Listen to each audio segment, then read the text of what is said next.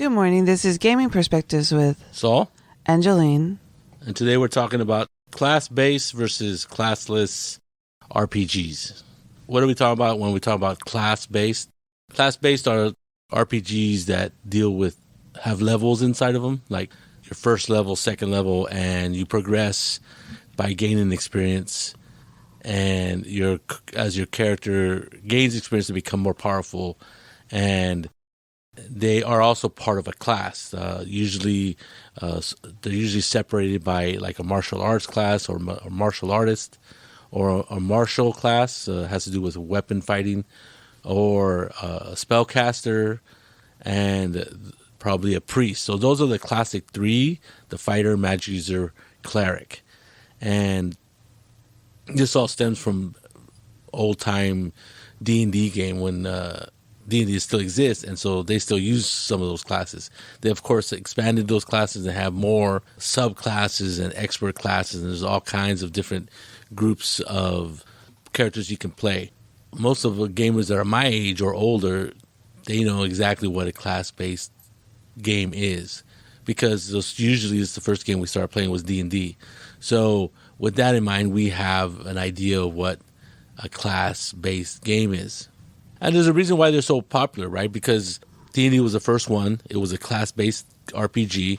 And a lot of subsequent games, RPGs that came out, they kind of used that same model. They used that class-based model as a way of making RPGs.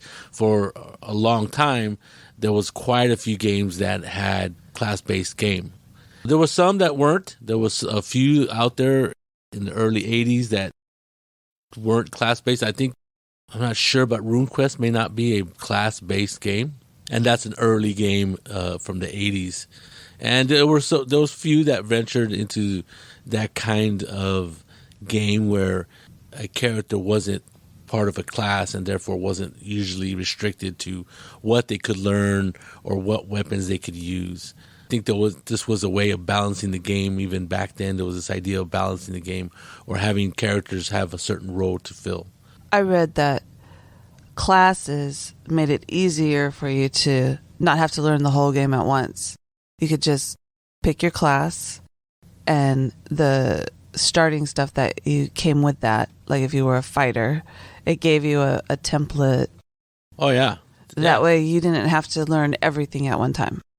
I hadn't thought about that, but I did list the things of why class-based games are popular, and that was one of them, was the ease of entry into the game. I hadn't thought about that. You didn't need to know all the rules to, like, if you started as a fighter, you didn't have to know about how to throw spells or how spells worked and stuff like that. So I could see that. Definitely. So what's a modern game that has classes?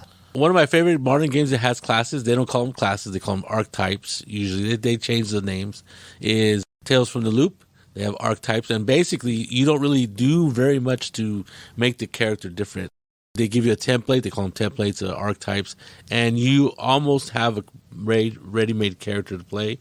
You do change some of the stats, but there's not a lot of variety in the stat changes, and you do choose your skills, and you might choose a couple things that are important in the game, like your favorite object. But there's not a lot of changes that you make from the template to what your finished character looks like. In fact, I said in the past, I actually like this way of making characters because it's one of the few games that I've ever run at a con where I actually let the players make the characters at the table, because it only takes 10 to 15 minutes. There are some modern games with too many classes, or I consider it too many classes. What was that game that we played? It was the horror... Flames and Freedom? I think so, where there were like based on 100 and something classes. Well, again, they use the term archetype, and I think they're trying to get away from the idea of classes, but they're definitely, if there was a class, I mean, they're almost interchangeable. And yes, there's a ton of them. Well, archetypes or classes, I don't care what you call them, but if there's too many choices, then it's kind of hard to choose, right? You have to kind of have an idea of what you want to do. Right. And I think that to me, that's one of the reasons why class-based games are really popular, because it's so easy to get into, right? If you have an idea of what you want to play, right? If you want to play like a wizard, well, there's wizard classes, right? And if you want to play like a Conan character, then there's fighter classes and stuff like that. So that makes it easy for a player to get into. Oh, I know what the role is. I know what I can envision what the character is like. So that's why I think it's easier, and I think it's popular for these games to hit the table. Jolene said it right.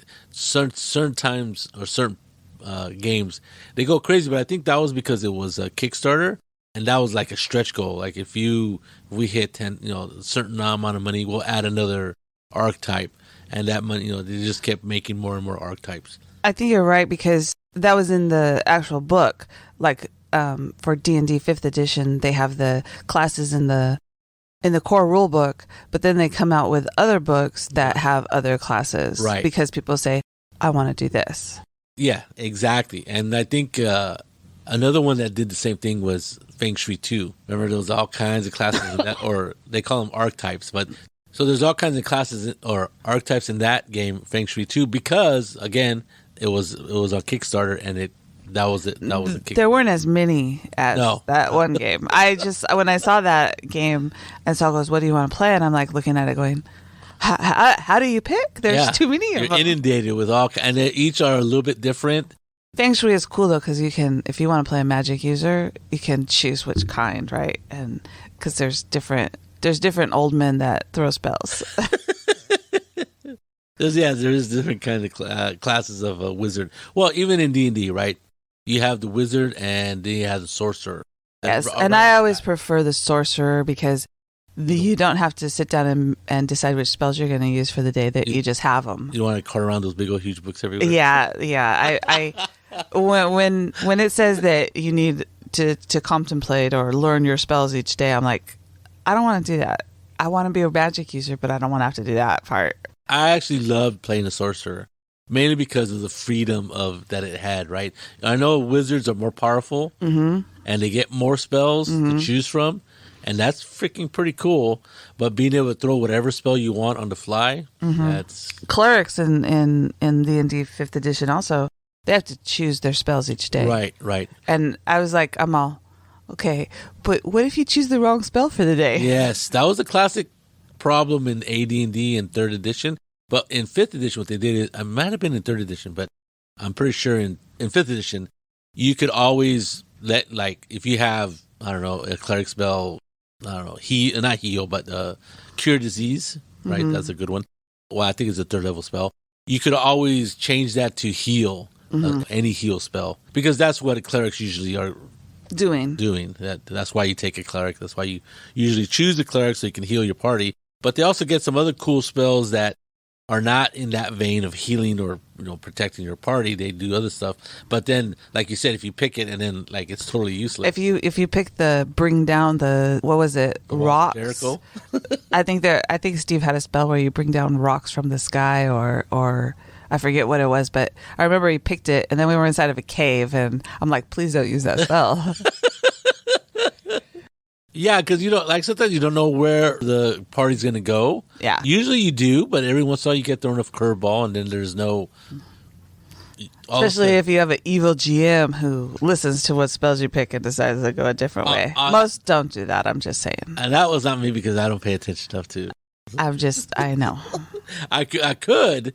So that's the difference between classes that you could pick, right? Feng Shui is the same way. There's the drunken master, and then there's the old man that looks like he's gonna fall down and die at any second. Actually, it's called, yes. The old master, yeah. And it's funny when people choose those different kinds of characters, because the class, right? Or archetype in this case, it gives it flavor. But well, yeah, even like I remember when Mike was playing the old master. He's like, oh, he take on his old type of voice. So that they do help you get in the role, and especially if you're new to or newer to role playing. A class based game is much easier how you could play. What is the difference? I mean, if you're doing a classless character, and I know you have other things you want to say about classes, but I'm just trying to do a comparison. If you have a classless character, right? Is it like Savage Worlds or GURPS rules where you have so many choices that it would be like GURPS?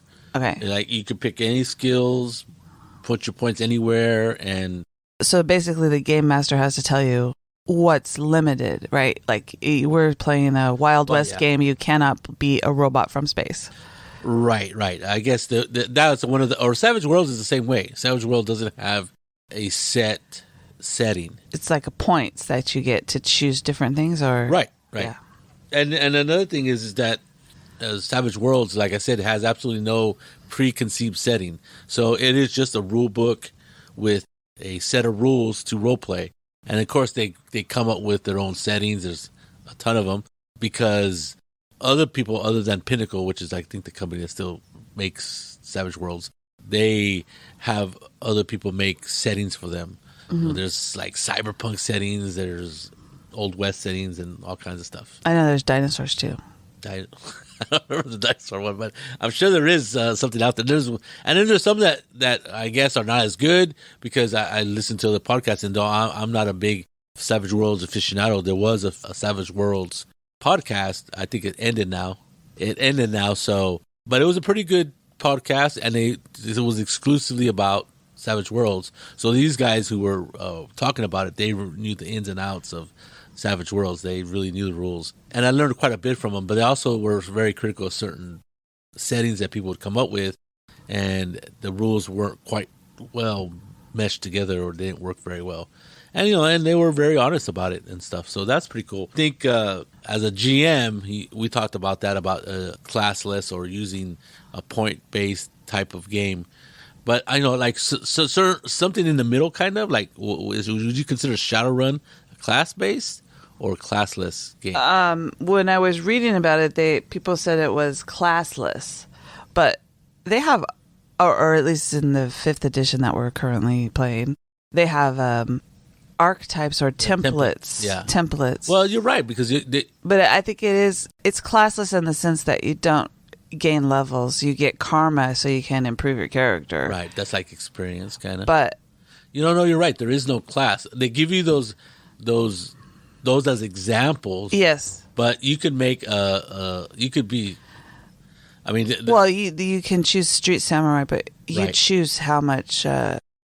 What do you call it? Cybernetics you use. Yeah.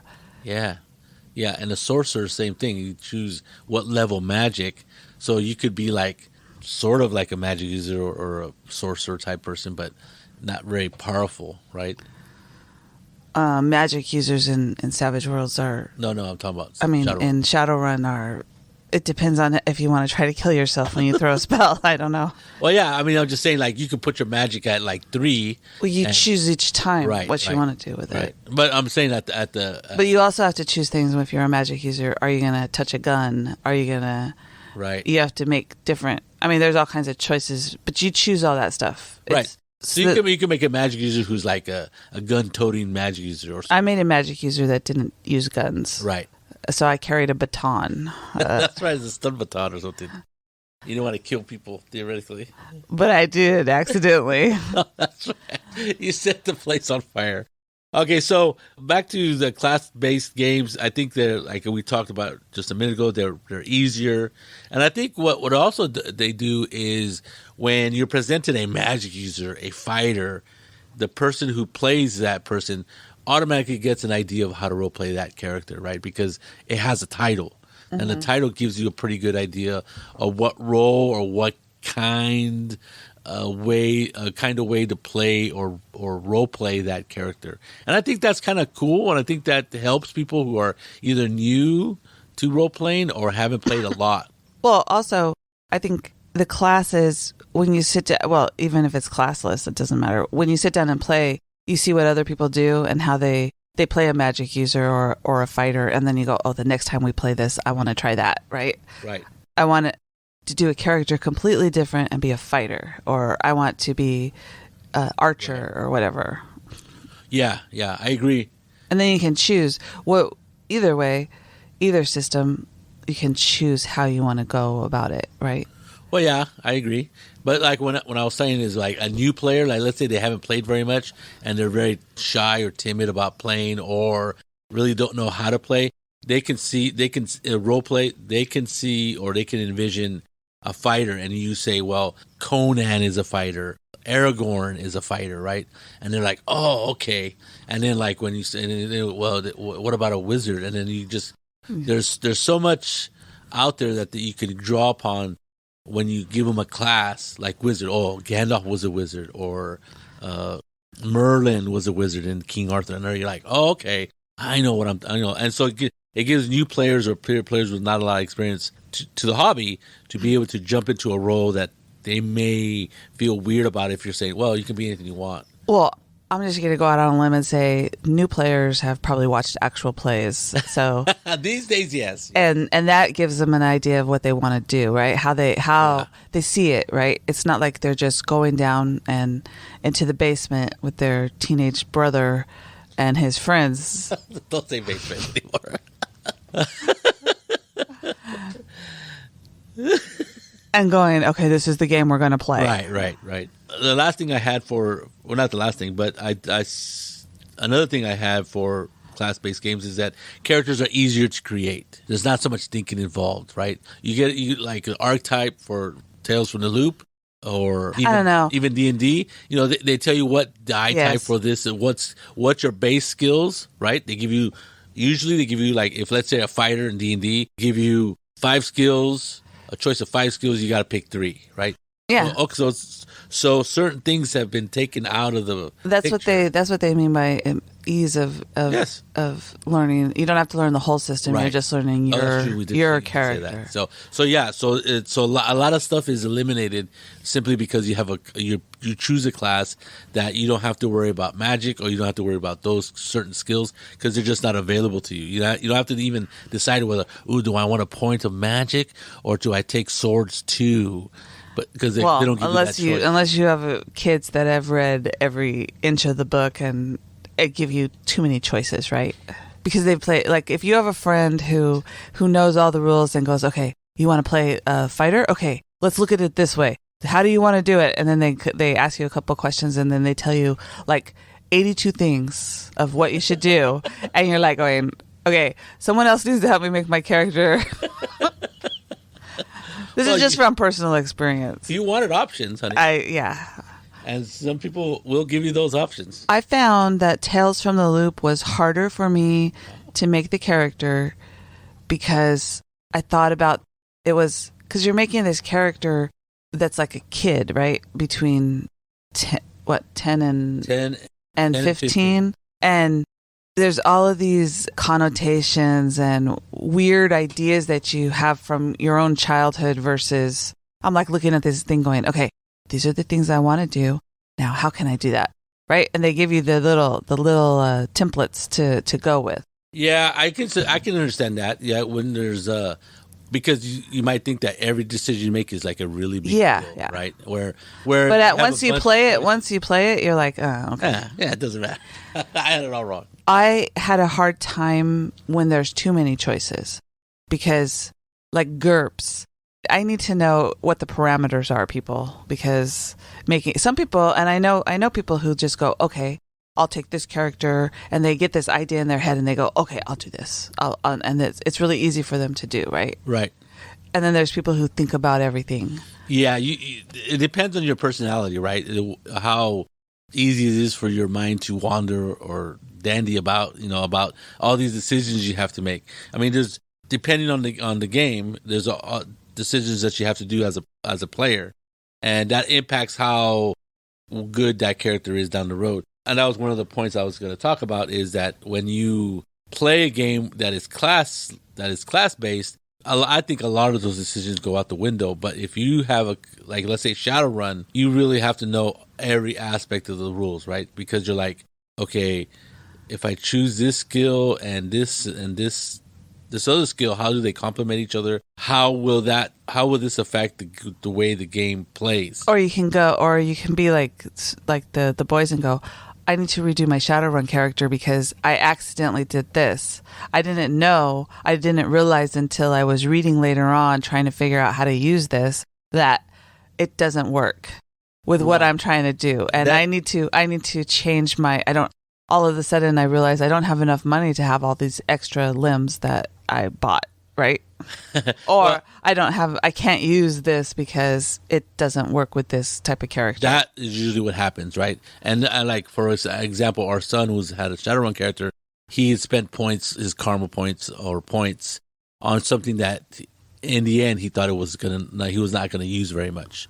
And then so he asked if he could change his character. I go, yeah, sure. Honestly, I don't really care. So, but I don't want somebody who feels like, oh, I just wasted all these points on something that's absolutely not Useless, necessary, yeah. or something that I'm not going to utilize in the game. And so all those points are tied up in something that I don't like. And you need to know certain things, like in Shadowrun. I mean, Kathy made she had a gun. She spent money on a gun, and then when it came time to use the gun, but she couldn't. She could use the gun, But she couldn't hit anything with it because she couldn't roll any dice because she didn't have the whatever she needed, or she could her accuracy. Like, okay, so in Shadowrun there is a upper limit of what dice count. Yeah. For doing all kinds of things, whether it's magical, physical, or whatever. And in her case, her ability to the max amount of dice that she could keep was like 4, which was really bad. So her successes, and so they go, oh, let's redo your character in that sense.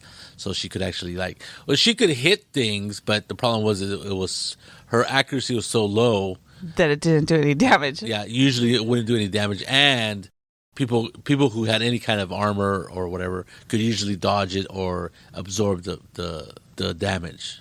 Anyway, so yeah, stuff like that when you don't know the system or you're not really into the system, then you can make mistakes like that, and that could, because that pissed her off, right? That made her upset. She goes, God, I remember that when they're, and then it didn't help that my son was laughing at, oh, you do, and she like, and then she, she got into it with her sons because, like, oh, you were supposed to help me with this, blah, blah, blah.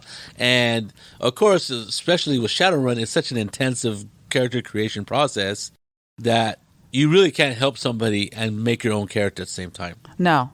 Because it's that much work, right? And I'm not saying I don't like the game, and in fact, I love the game. And I even like that part of the game, that nitty-gritty type of work that you got to do. You just have to remember that when you're making characters, let the other people make their characters first, and then ask them to help you when they are not distracted, making their own choice. Otherwise, you'll have to go back and redo parts of your character because even though you asked if you could specifically have that, it's not going to work.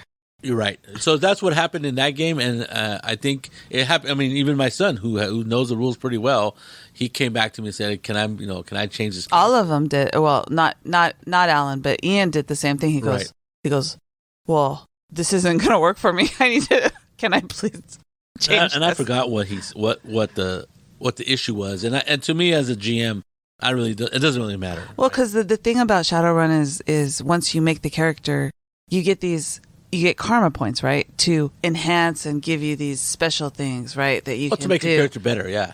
But you only get a certain amount, right, when you first make the character. So if you do want to do something really cool, then you have to take negative karma things also to balance it out. Yeah. And sometimes those disadvantages and advantages don't work well together, so you have to kind of know. Right. Or experiment and then go, oh, this isn't going to work. I can't do this. This doesn't mean what I thought it meant. This means that if I roll these dice, I'm going to die. Well, maybe. Maybe you want to run that kind of risk because you're on the edge. But anyway, yeah, to me, I think if they're not happy with their character, the way they made them, then I see no problem them changing it. So whether it's a classless system or a class-based system, I think that when you're making the characters, if you have questions, you should definitely ask the GM because they should know, right? It's their game.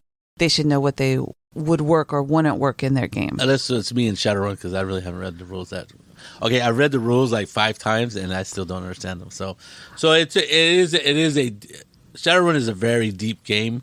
It's really complicated. So there's a lot in there, and it's very difficult for me to absorb and remember all those rules because there's a system for everything.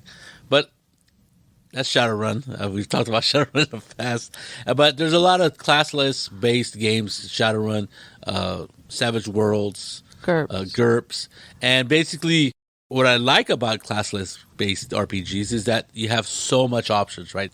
Nothing is limited. That's what they say. It's limitless for what you want to do with your character. You can make any character you want, right? I remember there was a game called Rollmaster back in the day, and I think they're trying to do like a resurgence of it. I think they came out with like the basic rules of Rollmaster, and that's the one that had all these critical hit charts that were really popular back in the day. I don't remember too many people playing that game, but I remember everybody knowing about the game and knowing about those critical hit charts. About if you use a bow and you hit a critical hit, you get a critical miss, or you roll a crit on yourself. I remember the bow thing where if you roll a certain number, you chop your own ear off, right? Right, and then that has an impact in the game because then you got minus 30% on perception and all this other stuff. Yeah. So it was really funny. A lot of people loved that stuff. I never played it. I think there was a Middle Earth role playing version of it. Middle Earth role playing version of that system. They called it MERP. But all I got to do was make the character and just walk around a monastery for a little while. But what I did like about that game is that you had classes, sort of. You had you could be a wizard and this and that, but they wouldn't limit you on what skills you could learn. But it would just cost you a lot, like if it was outside your realm. So like I was a wizard, but I wanted to be able to use a two-handed sword. So I gave my guy a lot of strength, and he was a wizard, and I want to give him a two-handed sword, but I also want him to have the skill to use it. So it cost me a ton of points to be able to use a two-handed sword. Hey, but I made that character. Okay, so for classless-based systems, the most interesting thing I read was that given enough time, all of the people will make the same character for the game. What? As in everybody, somebody builds a super swordsman wizard dragon, and everybody wants to do that because it sounds really cool. I don't know about that. I said it was the most interesting thing I read. I didn't say it was accurate. I think if you have you have players, or all your players they don't want to be one-upped, then you could run into that, and then because I guess there's an optimal super with min-max character, right? But I've never run across somebody. I haven't run across a party of people or a group of players that would do that simply because they don't want to be, outdone. They want their own character. Our players, the ones we have, our sons, and I'll throw in Steve in there. They're really competitive, right? They want to be able to do the most damage or the most whatever. With whatever character they create. Right? Whatever. And so there's a little bit of the competition of what they can do. And they still talk about, I'm throwing 30 dice to hit and all this other stuff in Shadowrun. I still remember Ian playing the Drunken Master in Feng Shui, and he did an excellent job with it. He goes, I watched a couple movies to see what Drunken Masters look like. And you played Feng Shui? Yeah. I don't remember. Okay. And he goes, this is the way I want the character to be. And it was hilarious. Was I there?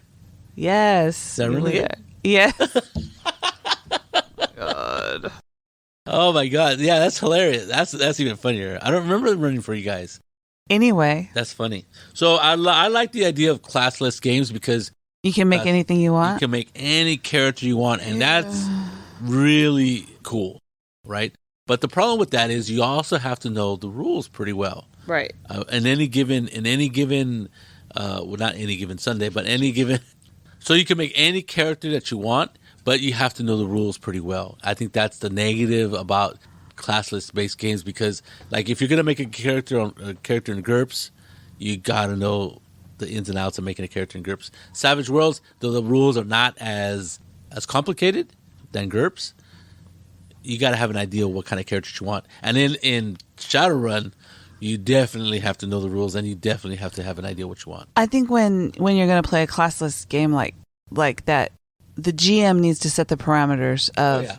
I mean, for Shadowrun, I'm not so much, but for GURPS, if you have too many choices, you might either make something that you didn't really intend to, or the GM might go, no, I wasn't allowing that. Did I not tell you that? Yeah, you definitely want to avoid that kind of situation. And I think that happens with GURPS, generic universal role-playing game. So when they're genreless, there's things in there that are not going to be available for every setting. So that's true. You, as a GM from the very beginning, okay, this is a game that takes place between 1850 and 1900. So there's not going to be computers. So you cannot have an AK-47. Right? You can't have AK-47. Oh, and there's no dinosaurs, so you can't ride a Brontosaurus Rex. Right? So you're right. There's those parameters that the GM has to put out up front. And that's because it's a genreless game. And when they make that game, they throw everything. When they put all the skills in, the skills go from everywhere, right? Right. So you have to consider what you're playing, if you can actually use that skill with your character, because then you're just gonna have to redo it if you don't do it right. Yeah, exactly. I think when you are gonna run that game, that's pretty much, you pretty much know that already. I mean, you as a GM, if you're gonna GM those kind of games, you know that you have to set those parameters, and you have to tell the players, or you're going to be wasting the players' time, right? Right. And make a character. You don't want to do that. But you can't. And I've done that in the past, like when Ian made an assassin. I'm sorry, you can't have an evil character. I don't allow assassins. That was on me because you really need to tell the players that before they make their character. Before you send them out and say, you can make any character you want. And but that one, no. Yeah, and they're like, and then they're like, I spent 3 days figuring this out. That was the whole reason I made this character. I'm like, okay, sorry, my bad. Oh, I hate that term, but anyway, that does happen, and I've done it. It's happened to me, and it's not a pleasant situation. No, because then it's very awkward for everybody. I guess that's what a session 0 would be for, right? That was before I really got into the session 0, so that was when the boys were very young, and I said, I had that rule. No evil characters, no assassins. My own defense is because me personally, never thought about playing or wanting to play an evil character or an assassin. So I only go by what I know. And it never occurred to me that my friends or my friends' kids would want to play an assassin. So when you talk about class versus classless games, it's just really about making the character for the game? I mean, in a way, in the sense that the choices that you have for it doesn't affect the other mechanics of the game, right? Well, it doesn't affect the mechanics of the game, but it's part of the game for the rest of the game, right? Because if you're in a class game like Pathfinder, you going up in levels, that's going to affect that. That's the way it's going to be till the end, till you stop playing. So you're going to increase in levels. You're going to get more powerful. You're going to have these certain type of skills. You're going to be good at certain things. You've chosen this class, right. and there's a pathway. And there's a pathway. And where if you have a classless-based games like Shadowrun, GURPS, let's say you are a street samurai. Well, let's pick that one. Let's say you are a mage. Man, but some of that cyber stuff really looks pretty cool. Maybe I want some cyber eyes, right? So you take that hit on essence, right? I'm going to put some cyber eyes in me. It's going to cost me 1 essence. So my magic level goes down, but now I got these eyeballs. I can do all kinds of weird stuff. You could do that, and you can make that change, that kind of fundamental change in the character, where in other games, usually it's restricted, or I guess what they allowed later is what they do when you change classes. The dual class and all that. So they give you, so that kind of happened, right? That kind of happened in class-based games where people were like, I want to split it. I'm a fighter, but I like to throw a spell every once in a while, or the other way around. And I think that's when they came up with but that was back in the day. That was like in D&D, but it was very difficult to have multi-class, right? Because you would have to split your experience. So like, if you split to like a magic user and a fighter, half the experience you got would have to go to the fighter, and the other half would go to the magic user, and then you would go up in levels. So you would increase slower levels, right? So where everybody was like 4th level, you were multi-class at the very beginning, you would be like maybe 2nd level in both of them. Yeah. So it was real tough. Now I don't think it's as tough. I don't think they make it as hard. You don't split your. I think you just. You wherever you stop and switch from, like let's say you're a 4th level fighter and you switch to a cleric, then I don't think you go back to being a fighter. You're just a cleric from first level, and then you go up that way. Class, less games, you can do anything you want. You could dabble in different things. I listed something that down. I said you could be a jack of all trades, where you could do a little bit of everything. Not very good, but you could do it.